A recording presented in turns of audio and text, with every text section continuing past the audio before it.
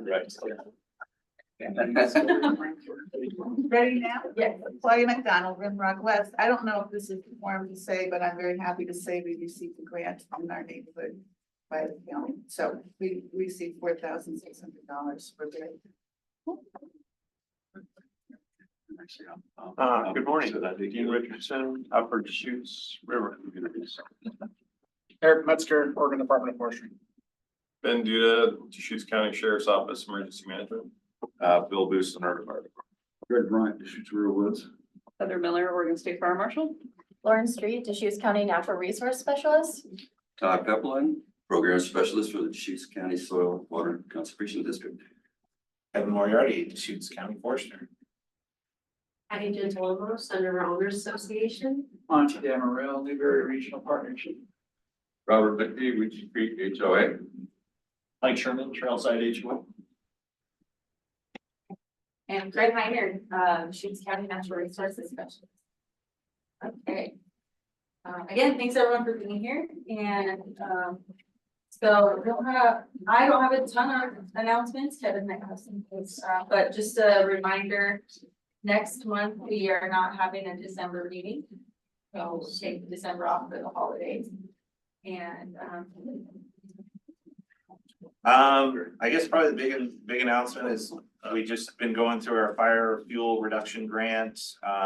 We were able to issue, what was it, 46? For the fall fuel. Yeah. 54. Or 54 awards.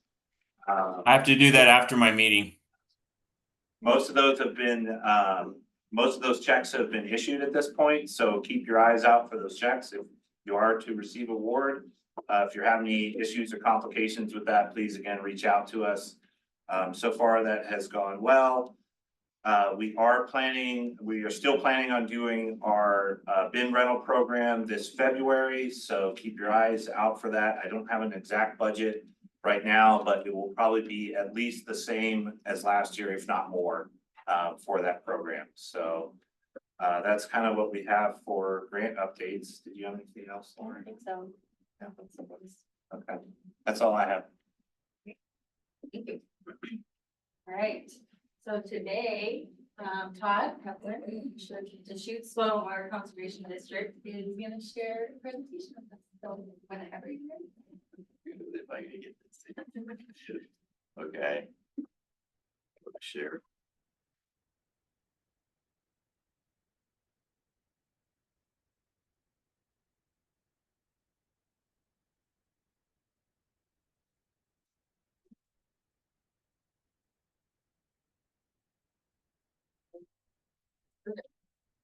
Good deal. Well, thank you for having me. I've always been part of the Project Wildfire for a long time too. I'm Todd Peplin. I'm the program manager for the Deschutes Soil Water Conservation District. I always start off my presentations with what are we and a little bit of history. So let's see if I can move my down. See.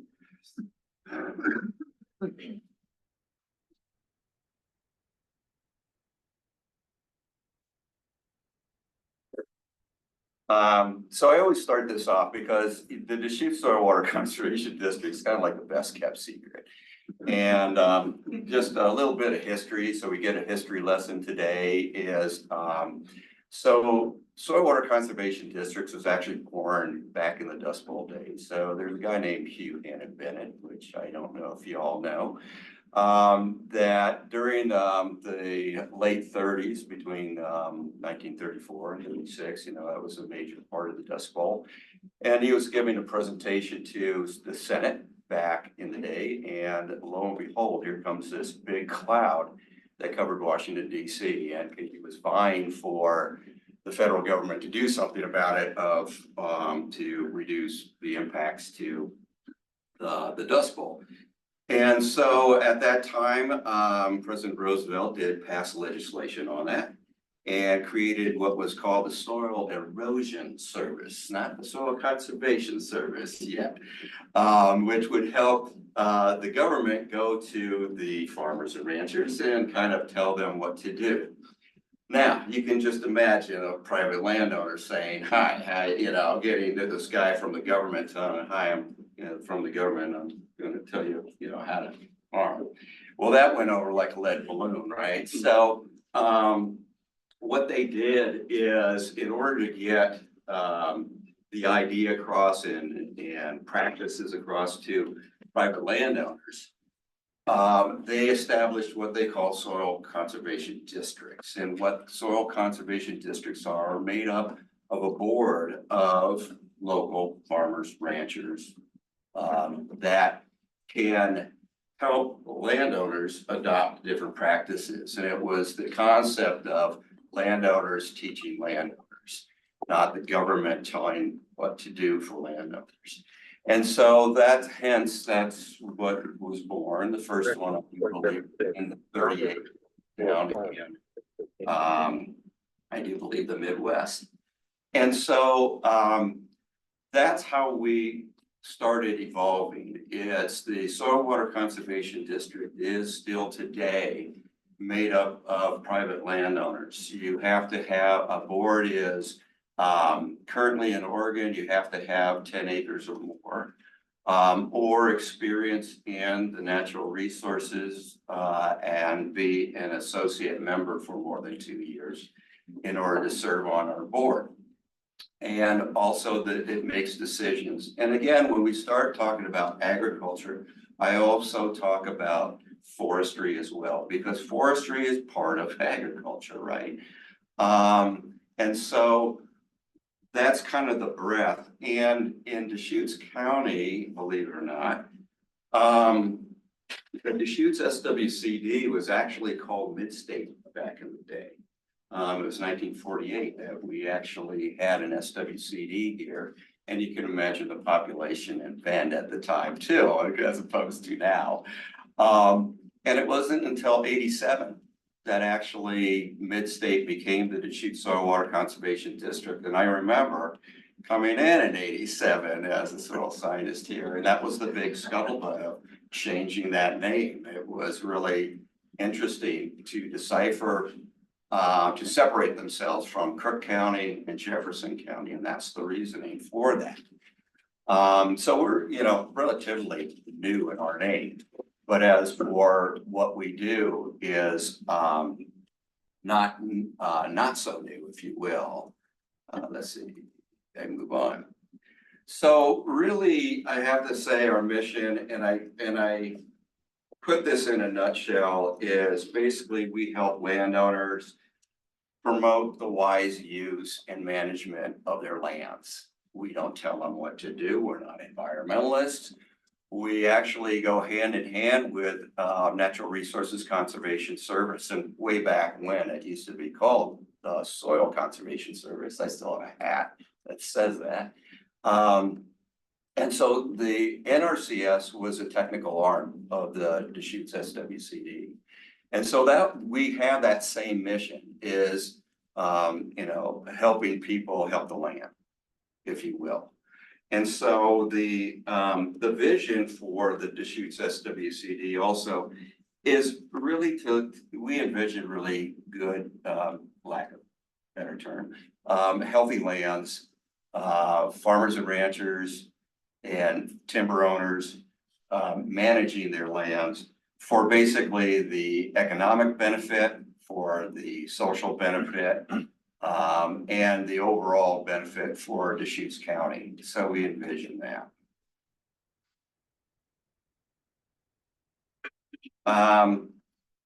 Some of our key values that we have are, we have our local partnership, and you are very instrumental in our partnership, everybody here.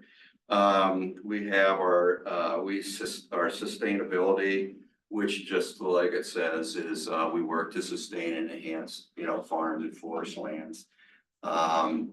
Transparency is big now that we are a tax base. So thank you very much. Last year, y'all passed a tax base for us, which is 6 cents on the $1,000 of assessed value. And so that becomes very, very prevalent for us. We have to be more transparent than we have been. in the past, because yeah, we were the best kept secret, and now, well, we're not. I'm hoping we're not, because we do come in with value for our forest and agricultural communities. So that means we have to be very transparent on our funding, how we do our funding sources, what reporting we give to the county and our county commissioners as well, these guys, and also to you as a general public, and especially in the forestry area. And we also respect our landowners. So that does not mean that we open everything that we do up and tell you what, you know, Joe Brown is doing. We still have FOIA. We still respect our landowners. We keep that still under confidentiality, much like NRCS, so Natural Resources Conservation Service. We do. They also covet our landowners. We have respect with them. We will ask them if we can use their data or so to promote maybe a project and all. And that if they say, yeah, that's great, then, you know, we got permission. But we always work with the private landowners. We're very respectful of their rights. And then, of course, equity. Equity, we serve everybody, whether socially disadvantaged, limited resource producer, whether you are a farmer rancher that is very successful, whatever. There is no boundary for us. Some agencies like NRCS, you know, they have limitations under the adjusted gross income. We don't. We serve everybody because we're looking at what the benefit is for the resource and helping those folks to promote the benefit for that resource. Okay, so given that, and given our tax base and all, we really have programs that we've done in the past, except our programs that we've done in the past was more grant driven, which still is. But that was our sole support. That's how we supported our staffing. That's how we supported our projects on the ground. And also our education and outreach as well. So now this gives us a little bit more breathing room and leverage to promote a little bit more of our programs. Keep in mind, these programs, because we're developing these, they are still brand new, if you will, and we are still developing them. So in other words, there's still policies, still guidelines, rules, statute, if you will, that we're still developing within these program parameters. But we're taking off very cautiously. So we don't get our funding until the end of this month, actually, believe it or not, which is nice. Because it takes a year in order to starting to get our funding and our staffing up. So we're still trying to get staffed up.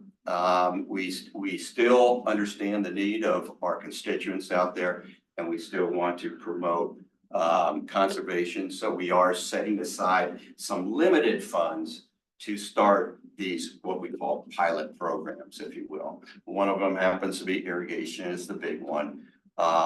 These come from actually our long range plan, which is predicated on a lot with the ag census, especially with Deschutes County. Obviously, water and forest is basically your two top priorities here in Deschutes County. That's the big one. And they eat our lunch, believe it or not. Irrigation eats our lunch a lot. But forestry has come up, which is really dynamic, and a lot that's happening in the forestry, and I'll get into that. Urban agriculture, we start looking at that because there's a lot going on, especially with the agriculture community, and supporting those like High Desert Food and Farm, a lot of the other industries out there that are for communities, but we're starting looking at urban agriculture. And then our upland. Everybody forgets we have Eastern Oregon. eastern Deschutes County. So a lot with the range, the cattle folks, sage grouse, those areas that everybody forgets about. And that is part of our county. So you can see, we cover the whole county and all natural resources, which gets really fun, but it can get very daunting sometimes in trying to service, our constituents. So what is happening in the forest realm? That's what we're here. That's what you're trying to figure out, going, okay, Todd, this is great. Now, what's happening with the forestry? So we have a thing called the Forest Resiliency Program. Okay, and under the FRP, there are things that we look at before we have to dive into developing this program. So in other words, we have to figure out what the objective is. What are we going to do? So we have to figure out, you know, there's tons of folks out here that service forestry. So the idea is, what we want to do is promote healthy and resilient forest. We want to support and actually amplify some of the efforts that our partners are doing. We want to enhance biodiversity and forest ecological health. So in other words, catastrophic fire prevention is very high on our list. But we always have to keep in mind, when we do that, we're also improving ecological health and condition of the forest. So we want to kind of flip-flop that in a way. You got good, healthy forests that are healthy and ecologically and biodiversity, you're going to have resilient forests. So that's our mantra. We want to empower our landowners, so we want to give them tools to use, so then they can teach others and have the knowledge and show others what can be done. And then we want to collaborate with partners to leverage funds, because yes, we're a tax base, but those monies, you know, when you're separating operations and boots on the ground, that gets to be a tight walk. So we need to leverage those funds and make more funds to get more conservation on the ground. And then the big thing is address unmet needs and look at what our partners are doing, what are the gaps, what items that may not be fulfilled or is struggling to be fulfilled. That may be the SWCD, Deschutes SWCD can raise their hand and go, I think we can help in that arena.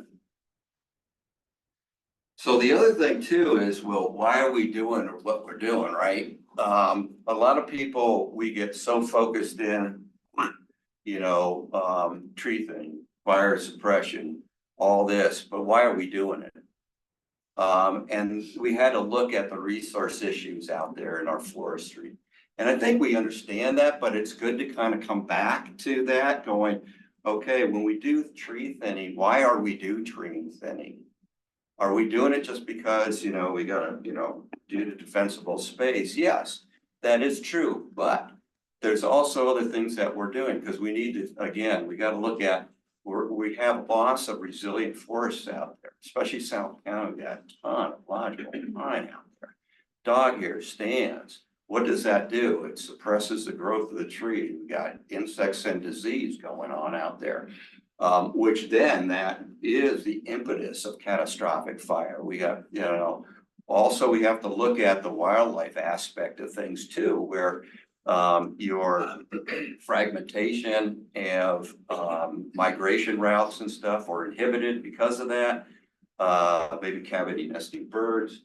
So there's a whole gamut of resource issues that are affected by not managing our forests, which then promotes catastrophic fire, which now we're in the position of, oh my gosh, now throw the houses involved in this whole thing too. And now you got a whole different complex issue out there. So it's not as easy as if I got, you know, 1,000 acres out there of just forest lands. Now you have homes involved in it, hence this group is really key involved in that, which is great.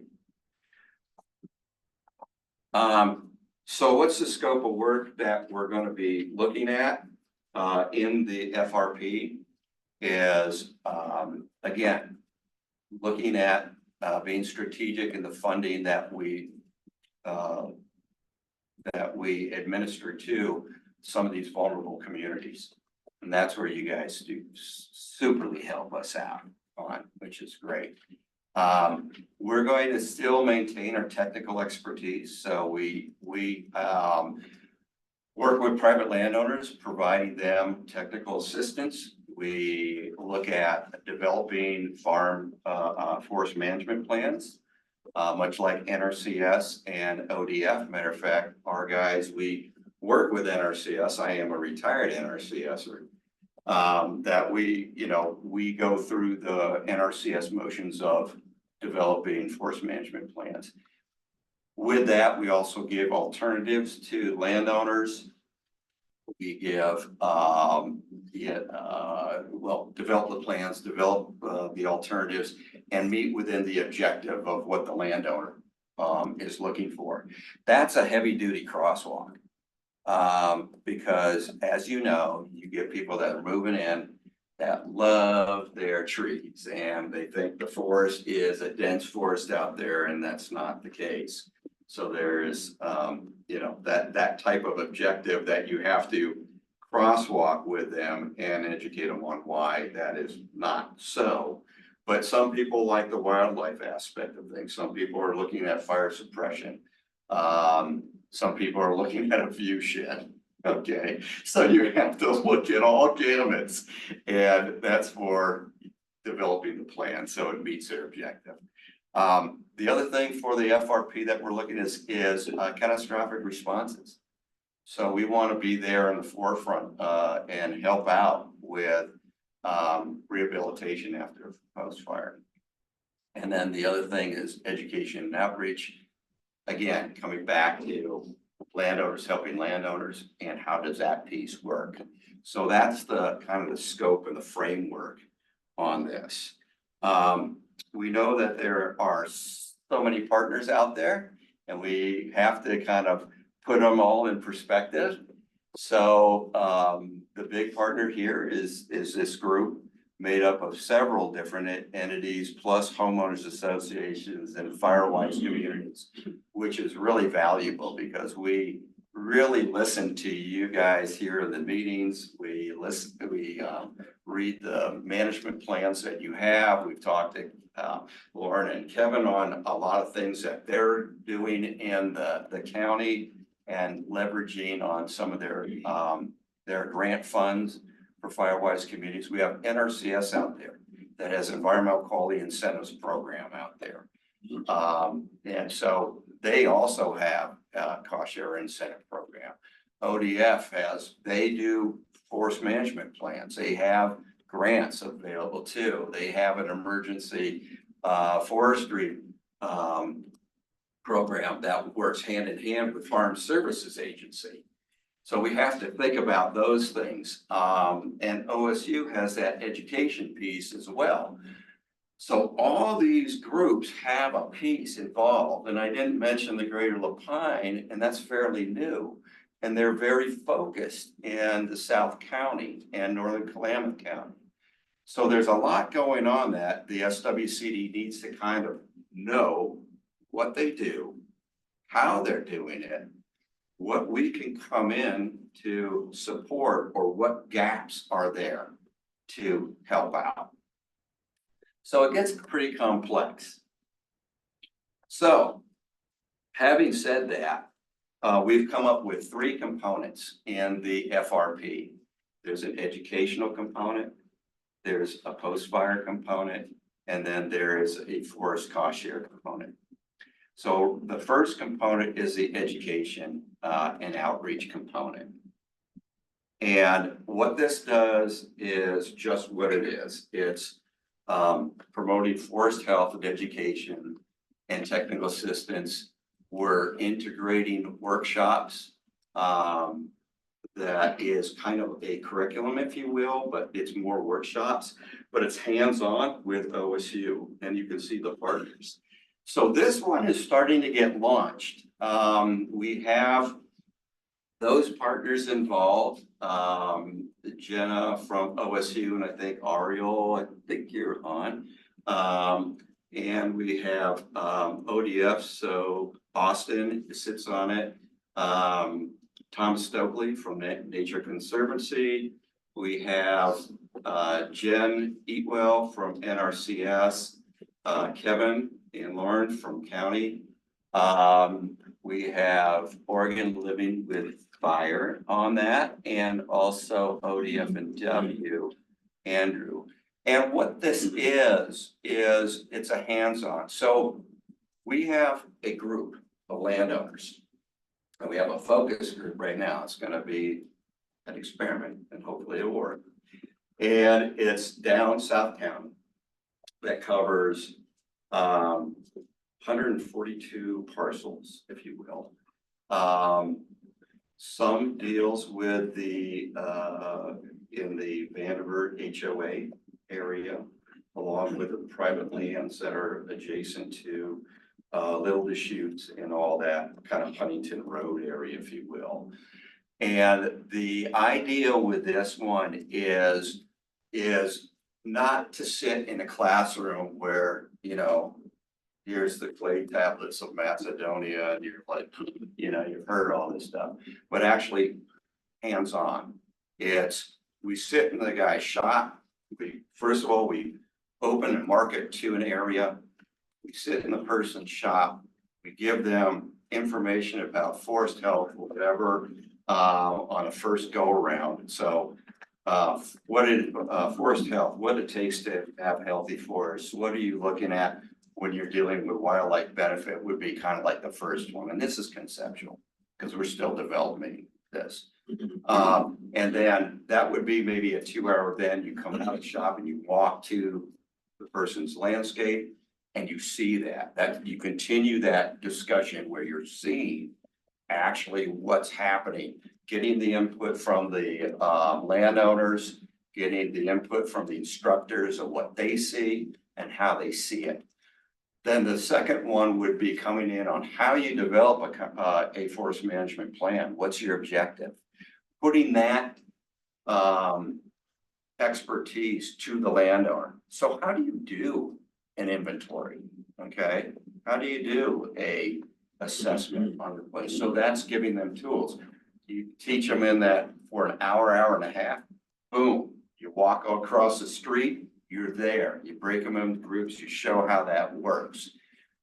Within that, we do talk about defensible space a little bit on that, but most of what we're looking at is outside that 100-foot zone or doing group. So it's trying to show people what you do. And then the third is actual implementation, where we'll contract out a contractor. We have a landowner that we have already done the work on. We'll go out, we do the work, they see the work on the ground, and then we talk about monitoring. So then that group, again, we go into the shop, we start giving some education piece, we get out of the shop, we walk across the street, we talk about it. So they're actually engaged. So this is not a classroom setting, it's a hands-on setting, if you will. And that's the conceptual right now. We're developing, matter of fact, this afternoon, I got a meeting with OSU. And we met together last week to talk about this. And we hope this model will work. We have another group of landowners, maybe down by Ponderosa State, that maybe next year or 2 years from now, we can look at that. We have another one that's outside on the eastern part of Lapine that maybe we'd be looking at. So we hope that this model can be utilized, and the idea is getting landowners to talk to their landowners. Post-fire, so here it is. Yes, our WEP, Post Wildfire Emergency Program. Now this one came to us like a freight train. So we had a concept of what this thing would look like. I met with the board the Thursday night when the flat fire started. And we didn't know how big this thing was gonna be. We didn't even know the flat fire was even going on at the time. And I was giving the presentation to our board about exactly what I'm giving you today. And the concept on the emergency program was to support private forest land recovery. And what kind of treatments would we do? We were thinking, okay, maybe herbicide treatment, seeding, maybe there's erosion control, looking at doing some fences, if it's down, they got livestock, or maybe taking fences out because of maybe wildlife issues or so like that. We started kicking around those ideas. We wanted to supplement what was going on with ODF and Farm Services Agency. So supplement on those type of programs where maybe we could come in and provide the landowner the rest of the cost share that would happen. We would look at outside the ODF service areas because there's some areas that are outside that you become kind of like the Juniper Range area a little bit that is outside the ODF area, but it's still an NRCS, but we could still utilize that. And then the big thing is trying to coordinate and leverage funds. So lo and behold, after we gave the presentation and all, the board's like, yeah, that sounds great. Knock yourself out. But I have to admit, the board, even before the flat fire and the fires that were going on in Crook County and in Jefferson County, this board was so dynamic that they were like, how can we help? We want to help them. Well, unfortunately, our tax dollars can't go outside the county limits, but the technical assistance could. And I was really impressed with the board. They really wanted to help landowners out on fire because they knew what it takes when all of a sudden somebody's property that maybe is their livelihood burns to the ground. It's like, what do you do? We need to help them out. So I was really impressed with that. So after that, driving home, lo and behold, here's this glow in the sky. And I'm like, oh, there's a fire. Oh, that's over on Jefferson County side. I don't have to worry about this. This is Thursday, then Friday. Well, Friday's the winds start coming up. So Saturday, I was out by Three Creeks and I'm coming back and I'm seeing this plume of smoke. And you could, if you're going through Sisters or Holmes Road, no way, it was amazing. And I just thought to myself going, uh-oh, we're gonna start our program now. And I have landowners or my board members in that area. They're in Camp Hulk and they got evacuated. And I was talking to her and she goes, well, it looks like you're gonna put your theory to test, is what she told me on the phone. And I'm laughing and I'm like, okay, do we have the budget? Where's our money right now for that? And we had some resources to help out. Then the question was like, okay, what do we do? How do we get there? And there are several entities, as you know, as we sit here, that do post-fire stuff. But when you're a landowner out there, because of it, there's too many people and they don't know who to call. So they're calling Kevin. They're calling, Eric over here. They're calling the fire emergency response. And it's like, and I thought to myself going, we got to coordinate this. First of all, we got to figure out who the entities have money that can help out. So the SWCD what I did is we coordinated all the people with funds. The county, ODF, Farm Services Agency, NRCS. No, I'm missing other folks. But we all sat in a room going, okay, what can we do, you know, who's doing what, you know, where is this, you know, how are we gonna coordinate? Because in some aspects, time is of the essence. And in other aspects, you have landowners calling up going, I need help. My place is torched. It's gone. What do we do? Help me, help me, help me. And in some aspects, it's more on a hand holding. You gotta sit there and go, it's okay. It's okay. It looks terrible now. But, you know, when you start walking the property and assessing the need out there, you know, some of it will come back. But that's a key, is we didn't have a group that really got all the resources together. So that was the first thing. The second thing was, okay, what can we do now? Now, ODF and all working for Farm Services Agency and looking for the tree planting and all, that's their ability. Boom, that's great. We can handle that through Farm Services Agency and ODF. The county's working on their lands and surrounding neighbor lands. BLM was working with the land trust and some of the surrounding land. So we had to kind of coordinate that together. And then we said, okay, the quickest thing that we could do is get a program together that would, one, let's suppress the annuals out there, because there's an area out there that is amazingly will come back with cheatgrass like you'll never see in your life. So we needed to look at that. And so we said, okay, we can do that, especially on dozer lines. We can help out. If folks don't want to do a herbicide treatment, which people are very, you know, some people are opposed, we can do seeding. Lo and behold, I call up ODF and W, they got free seed from A&H. Who knew, right? A&H, Access and Habitat. So I'm looking at those guys and I'm like, wow, they had a forest blend and they also have a range blend. And I'm like, okay, how much do you have? What can we do? So we coordinated the batch of seed and we distributed. They basically said, we don't want to be the middleman. Here, we'll give you the seed. You be the person. It's like, well, no problem.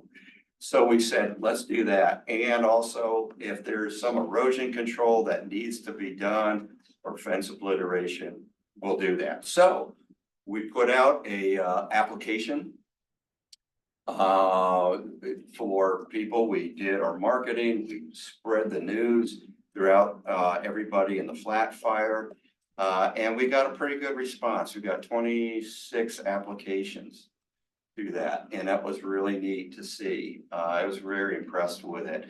Out of the 26 applications, I'm going to say about a third of them wanted to seed. And the other 2/3 were looking at mostly herbicide control. We gave them the opportunity of selecting their own contractor, but there was one contractor that took the initiative and went around and was known that they were available and they were local and so they got the contracts on most of these, and lo and behold, we're finishing up our herbicide treatments now, which is really kind of cool. So we started in 2 weeks out of October and we're finishing up. So that's a month, that's 6 weeks. And that is amazing. I mean, that's how fast this thing was going. So is it perfect? No. I'll say it was great. I think we're going to learn a lot for it. Is it the perfect catch-all? I don't think so. And the reason why I say that is because I think the package needs to be there where we're leaving it up to the landowner after they treat. They're going to have to come in with a seeding next fall, and it's up to them.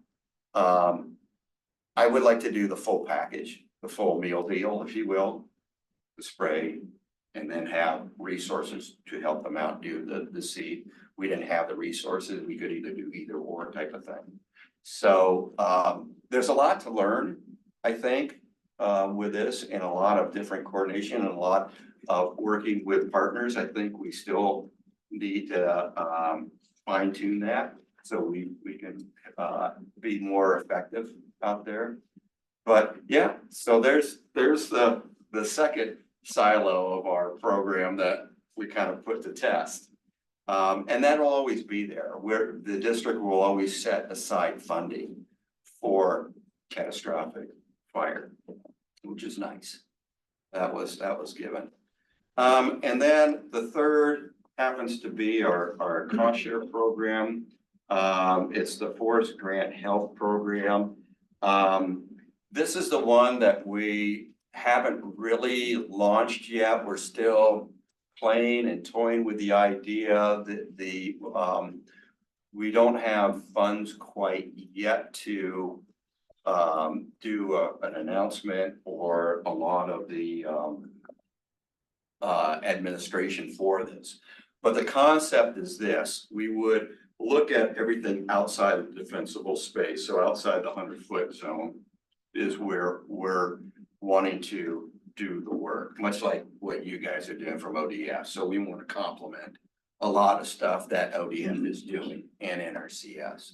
So we want to amplify that. And then we want to look at bigger acres, but that's not to say, because that was one of the questions I know our board was kicking around. And I'd love to have your guys' comments too. I really would, because you guys come with a lot of neat expertise, different ideas, different angles. But we thought about, okay, if we had, let's say, a homeowners association that had, you know, each property was like 2 acres or so like that, or 2.5. Why not combine them all? So instead of having 2.5, now you got, let's say, 100 acres or 50 acres. That shows an impact to the landscape. And so we don't want to lose that. And so that was the idea going, okay, well, let's see if we can, you know, collaborate and get something on a bigger landscape. And so we're still looking at that, and we would love your opinion on that for sure. What we were looking at is priority wise, you know, these are concepts. I just want to give, these are just throwing out concepts. They're not set in concrete. They're still being talked about. The appointment of multi-agency properties, involvement. So, you know, if we're looking at adjacent properties, maybe Forest Service, maybe state lands, taking a look at those where we get a bigger landscape impact. Also, social vulnerabilities, low incomes, communities we're looking at. Projects adjacent to existing treatments, looking at wildlife benefits, migration corridors we're looking at. Maybe there's riparians and waterways that would we want to you know, maybe prioritize, leverage with other state federal fundings. Maybe there's NRCS funding out there through Joint Chiefs that we would want to tag on. And then the big thing is looking around the Lapine area. I know the district board is very heavily invested in the South County. Even in past, without our tax base, we really wanted to do more down there. That doesn't mean anything up around Sisters area is not as important. It's just the need is there, and the threat of catastrophic wildfire in homes is more prevalent down there. And it's just, it is a priority for us. Otherwise than that, on a bigger landscape scale too, with the Greater Lapines initiative folks that are getting things together between South County and Klamath, we're taking a real good look at it, because there are grants out there that we can look at, that we can use those monies outside of Deschutes County.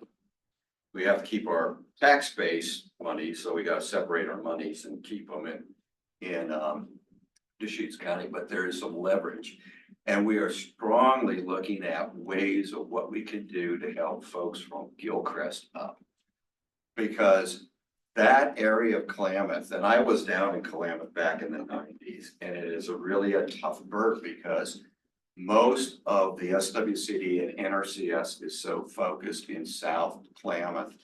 And the SWCD and Klamath have basically told us saying, boy, if you can do something in northern Klamath, knock yourself out, we would support you in what you're doing. Just let us know. And if we do have resources, we could probably ship them up your way.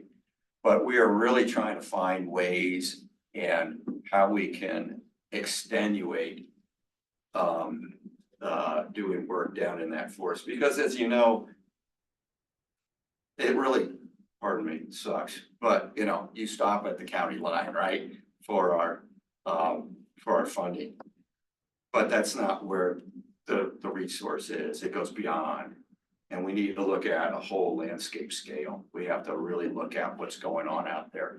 So we're trying to find creative ways to leverage or use our resources to find other resources that can be used in those areas. So otherwise than that, I always put this slide up because it gives us a little perspective. I know we're really fire eccentric and we are really looking at defensible space stuff. But for the Deschutes SWCD, we understand that and we agree with it and we support it. But we also have to look at the whole system and the whole adaptive system in order to have resilient forests. So that's all I have.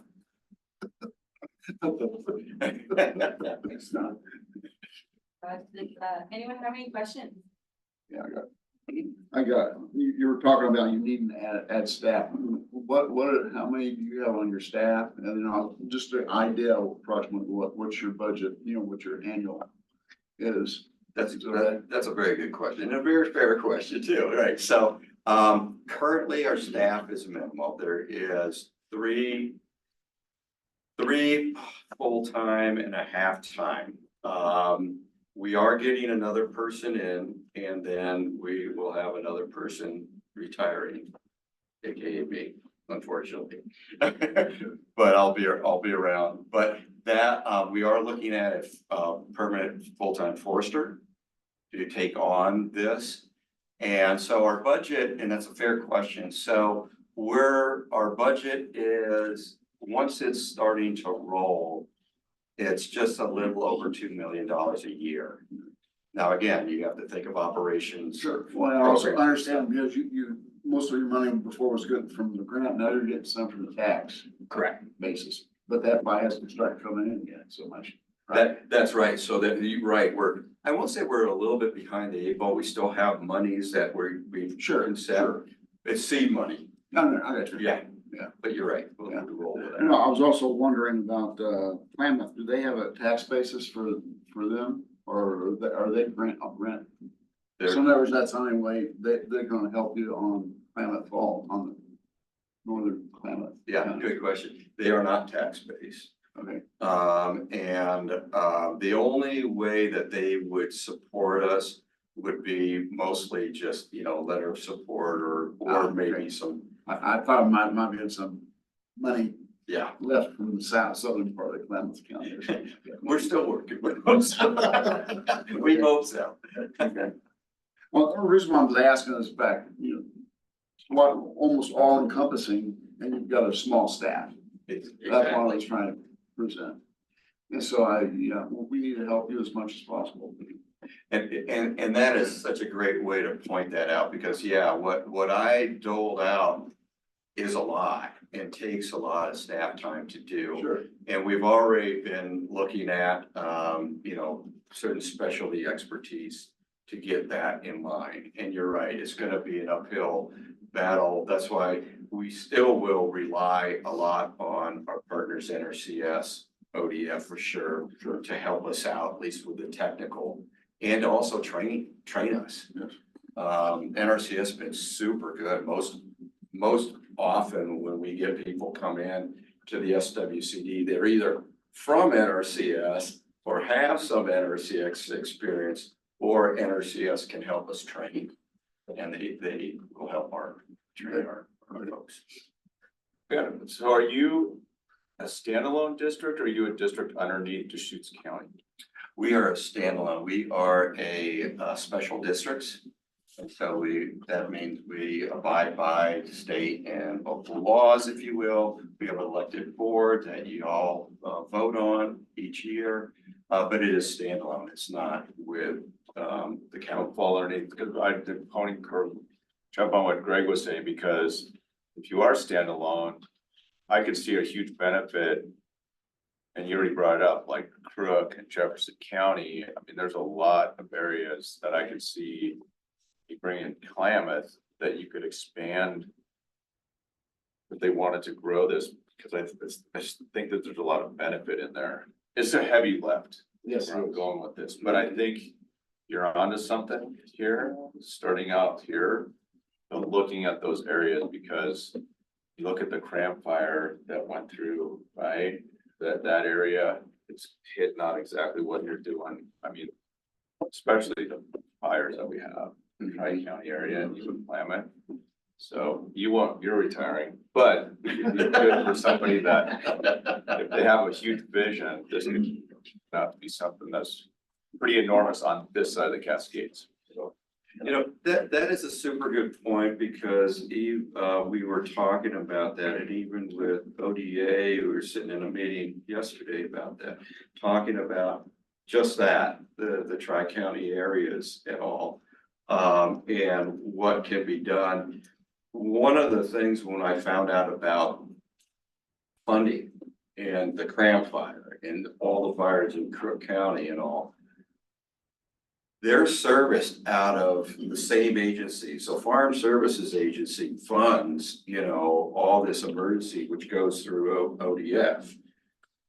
And so it's not each county has their own. So it is becoming a bigger picture, and it is a heavy lift. But I think we can look at ways of how each of our towns can take on the bits and pieces of those responsibilities, especially with the funding piece. Because we were just thinking about before the government shutdown, we were ready to launch a financial informational piece at the fairgrounds for anybody in the Tri-County area to come in to talk to ODF, Farm Services Agency. They'd give a presentation, the county, us, about what funding and assistance is available. So that was starting to come into play before the government shut down. Now it's more on the lines of, this is something that we could probably have in our back pocket for the next go around. Hopefully we don't have a lot of fires next, but it may be, we will. I think we will. So, but at least we could have something available. So I call it the agency fair, if you will, where then private landowners can go to that fair, if you will, and get the information they need and assistance that they need. There are a lot. Mhm. Do you have, are there funds available currently for private landowners? And if so, what's the criteria for that? And my other question is, are you working with Firewise communities in an effort to help create Firewise communities and to maintain them? So it's two questions. Mhm. And I'll start with the Firewise communities. We step back because really the county is really the impetus and ODF. So we see that other agencies are doing that, so we step back from them. But as for the educational piece of things, we can offer, at least let you know what we're doing and what type of funding is available. So as for the last one, I said that the forest or health component, we haven't launched that yet. So there's no real announcement for that. We hope maybe next year that we can probably get something together. Just because I'm leaving doesn't mean I'm not in the background. So, but so that program, as for post-fire, that has come and gone because we had to act kind of quickly with our limited resources that we had. So as for posts, if people are looking for seeding or herbicide treatment or anything like that through us, we don't have that anymore. If there is some seeding, possibly, I'm always looking at ODF and W to help out on that. But they're gonna be running out of seed real quick, because I think they're gonna be giving a lot of their seed to the Cramfire. I stole a lot of it from them, believe it or not, because nobody was asking for it, and I kept calling them up, give me bags, give me bags. And the seed mix is okay, I like it.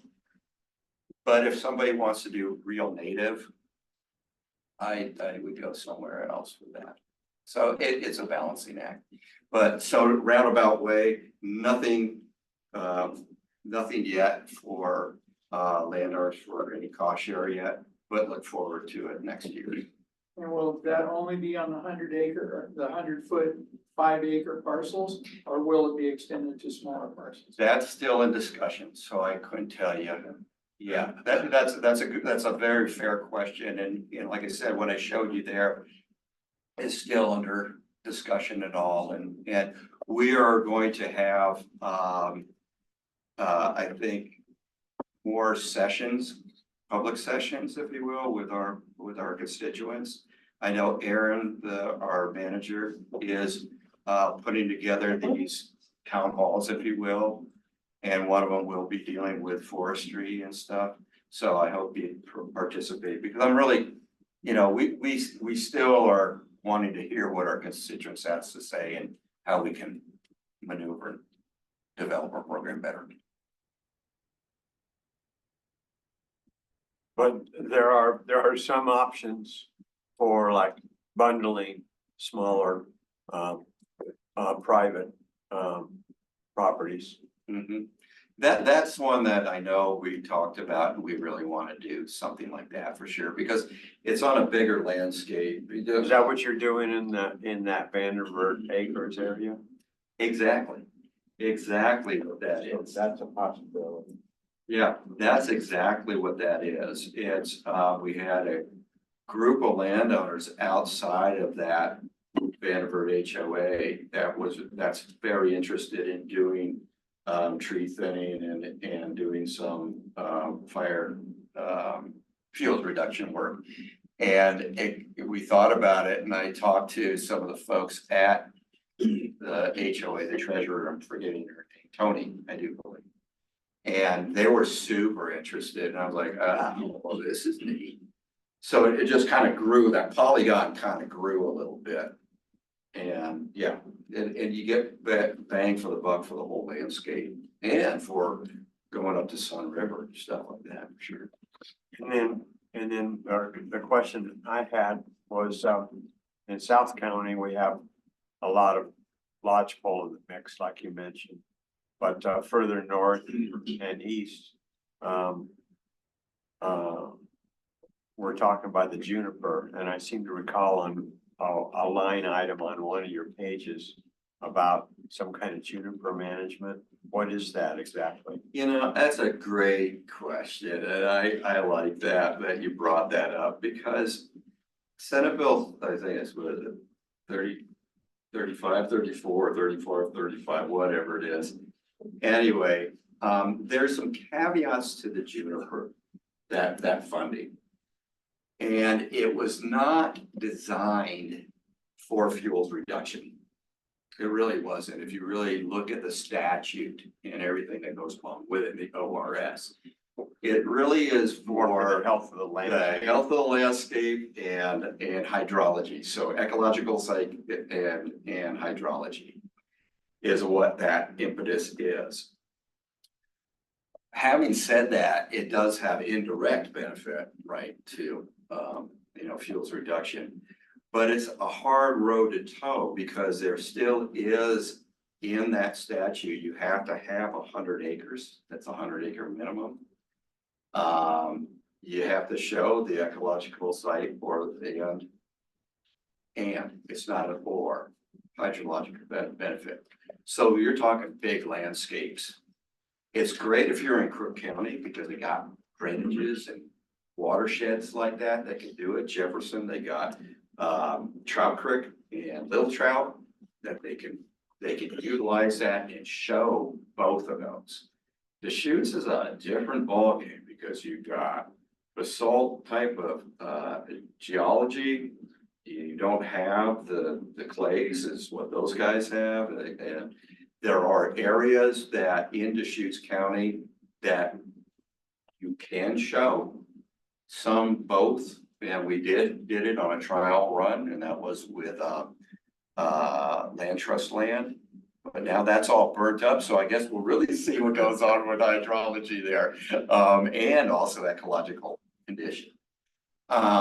So the juniper program, if you will, is we just got through looking at it last week.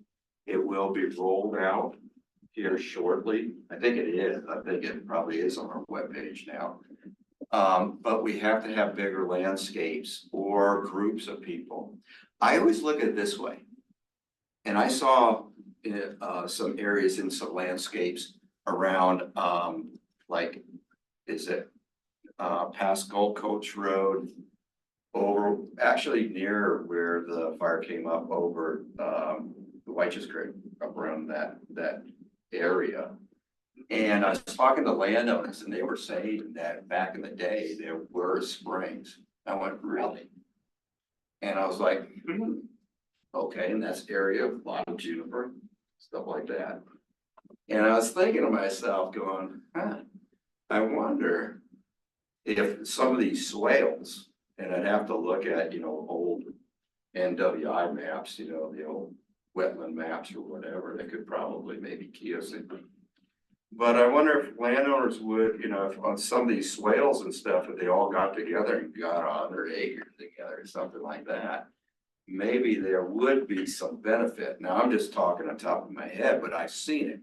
And I've seen these swales, and I could sit there and say, otherwise the biggest bang for our buck is really East County, up around Hampton area. People don't realize when they drive down Hamptons and Brothers and they see the hills, don't let that fool you. I've been back of those hills and there are springs like you wouldn't believe. And so that's a possibility where you're kind of bordering Crook County and Deschutes County. But it's going to be a site specific.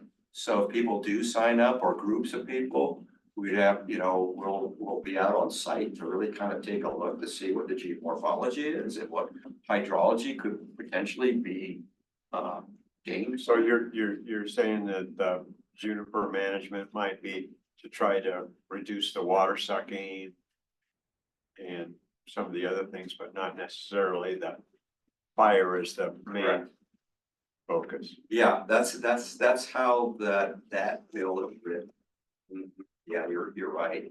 Unfortunately, it is, and I wish they had an or, ecological health or hydrology, so there was an and or would have been great because then you'd fall in exactly like that. You go, okay, we're doing, fire prevention. Oh yeah, you get big gain on ecological benefit. Thank you. Okay, is there a question? Ariel asks, has there been conversation with other watersheds? For Deschutes County, no. We're in the same buildings, kind of funny with Kevin and all, we do talk. So yeah, so the watershed counts, we have more, how do I put this? I guess the Watershed Council, we haven't really tapped into too much because the Deschutes SWCD has worked with this group. And this group is made up of eclectic of a lot of forestry folks and resources. We deal with private landowners and much like everybody here in this room. And I think there could be some gain with maybe leveraging some funds. But we haven't right now, but just because of this group here and our partners. Could they be in the future? Yeah, probably. I don't see why not. But we haven't. Is there any other questions on? Todd, I mistyped. What about other soil and water conservation districts, just to like learn from them, maybe if they've ever developed programs like this? That's good. I could go Tri-County and Broad, and I know where you're going, Ariel, which is great. So yes, other SWCDs have worked with their watershed council, especially Eastern Oregon and a little bit up north in our Jefferson, maybe a little bit. Some of the watershed councils that they work with either are entities of the SWCD or they're separate. And I don't know if you knew that or not. They back in the day of their conception, they could have been part of the SWCD or they could be on their own. In Deschutes County, you guys went on your own. And I'll tell you that was 1996 that you guys did that.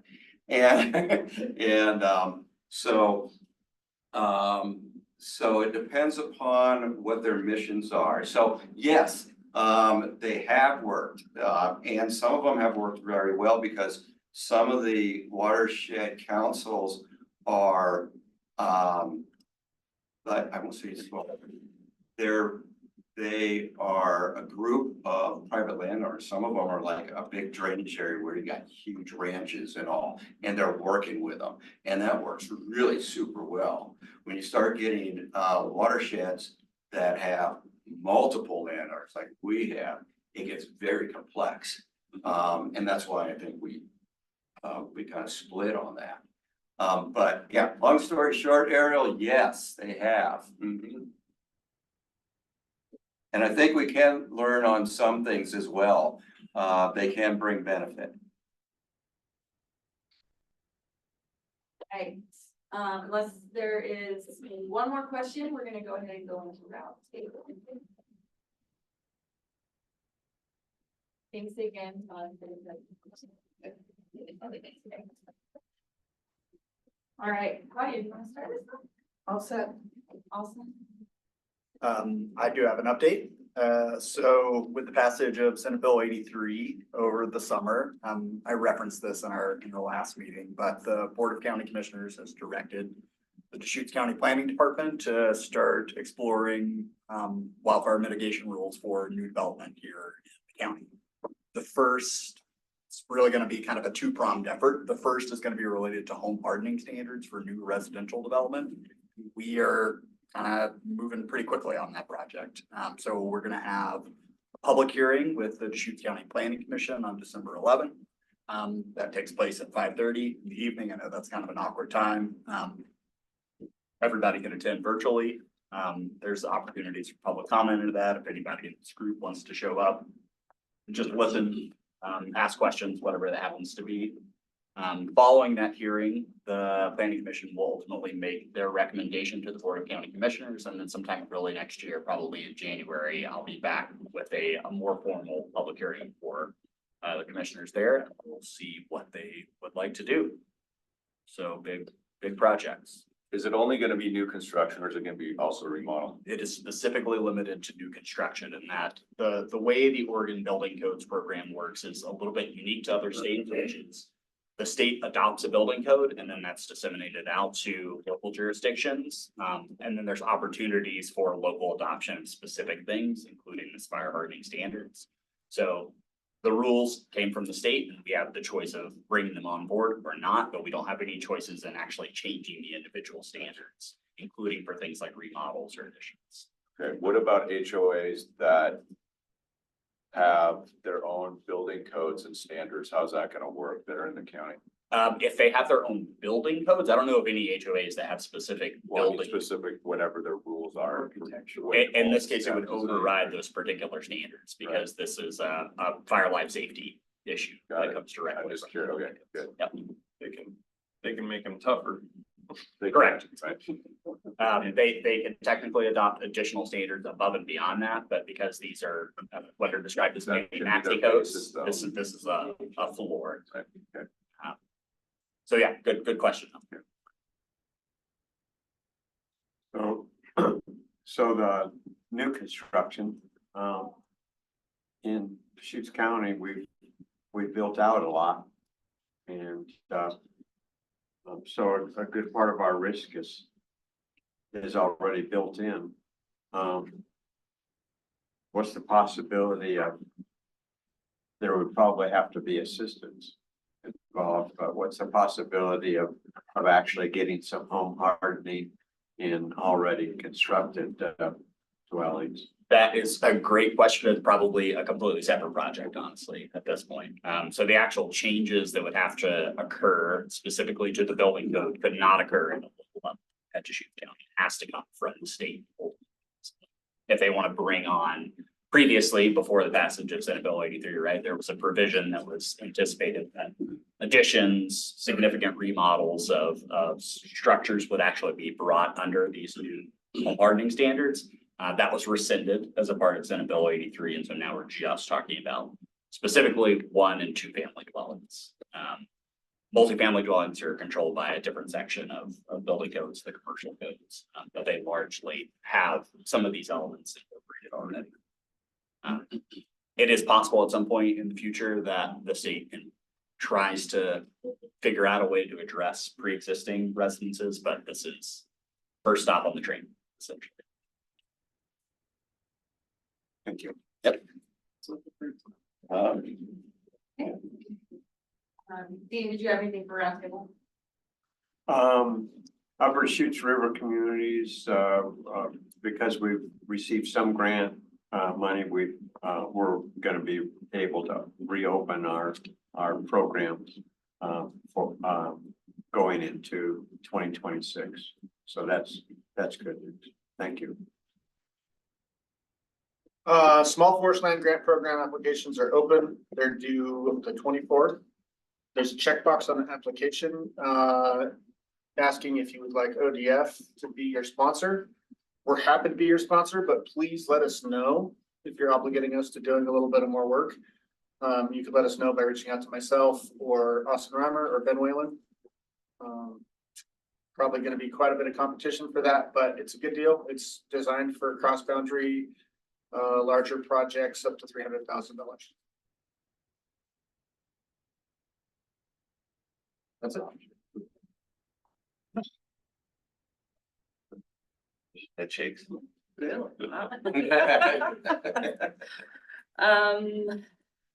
I'll put on the structural hat for a moment and just say that November is observed as Carbon Monoxide Awareness Month. And so our office is doing a big push on that. So please make sure you guys have carbon monoxide alarms in your house. That they're tested and up to date. On the wildfire side, I think we're just kind of moving along, still trying to figure out the community risk reduction fund and the way that the programs will be designed. And so latest I've heard is that the end of January, we're hoping to kind of have that structured.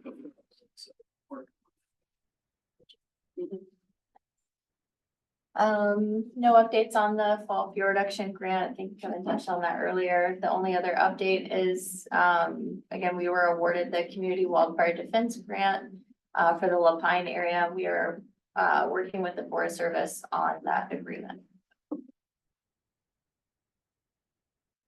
Yeah, I guess probably the only major update is we do have a pile burn planned at 7th Mountain this winter. It's about 24 acres, 288 piles roughly. I have a contractor hired for that, going through the certified burn manager program. I've been working with Eric and Austin on that, getting a burn permit. But for all those local communities in that area, we will be sending out notifications for that, but we just wanted to let people know that we do have planned pile burn in that area. So if you have any questions or needing more information about that, please reach out to me. When will that begin? It's really dependent on weather. I don't think we have the window to do it anything before Thanksgiving, so we're probably looking between December 1 and Christmas. Thanks.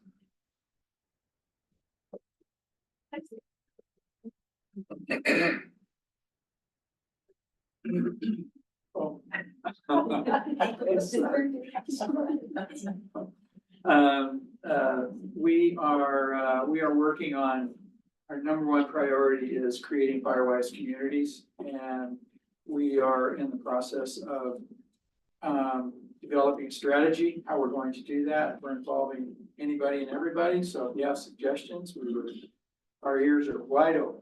And so, but that's our number one priority. Robin Church, Secretary of Project Wildfire Neighborhood Coalition. This Thursday, we're having a meeting and part of the discussion will focus on the R327 building code. And we have written a draft letter in support of the adoption of R327 in Deschutes County, as well as local municipalities across Deschutes County. And we will be facilitating a vote of the membership. So we hopefully all of that will go well. So yeah.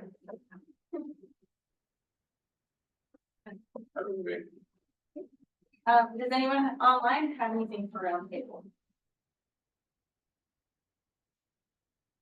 Yeah, I'll jump in. Robert Newey with the U.S. Forest Service and SEL. I'm sure everybody's aware, but we've been pile burning for the last month or so, and we'll continue to be pile burning across the Deschutes and the Ochco and the Prineville BLM districts across Central Oregon for the next couple of months as we work all of our piles and activity fuels.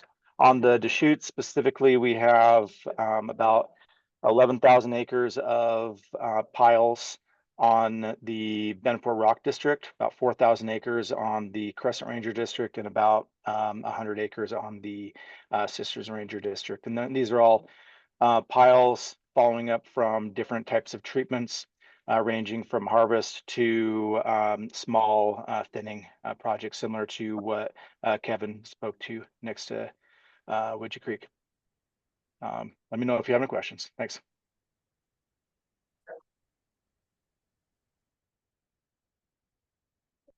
Anyone else online?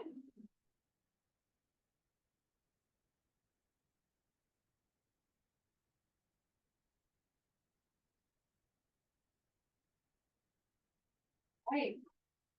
If no one else has anything to add, we finish up a couple minutes early today. Again, thank you, Todd, for the presentation, and thanks everyone for being here. Maybe all guys are early. I know.